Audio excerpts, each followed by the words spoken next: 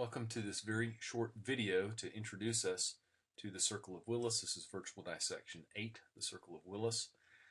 And what we're going to do is we're going to march from the back toward the front, and we're going to hit the various portions of the circle of Willis. We're going to start with the vertebral arteries. They don't contribute directly to the circle of Willis, but it's going to get us started here.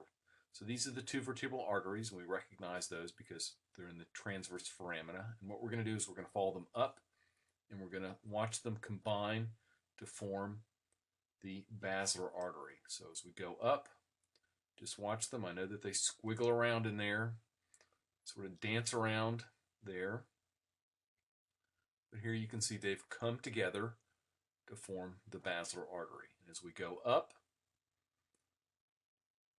we're going to see the basilar artery divide. Not quite yet.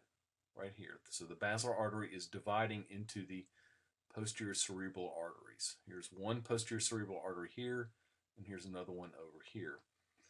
The other arteries that you saw coming off just below that division of the basilar artery into the two posterior cerebral arteries are the superior cerebellar arteries. Okay, as we go up,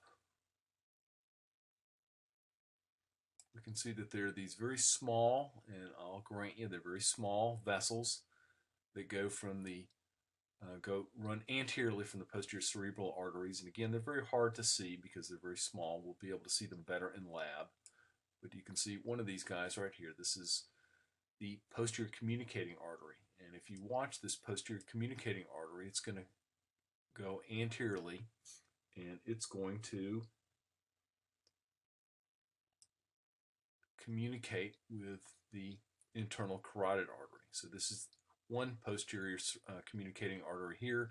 This is another posterior communicating artery right here, and they are communicating with the internal carotid artery. Now the internal carotid artery,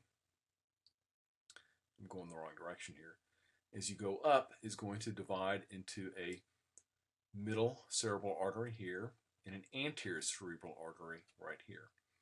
And the vessel that connects the two anterior cerebral arteries is the anterior communicating artery, and that is located right here. So that concludes our very short introduction to the circle of Willis.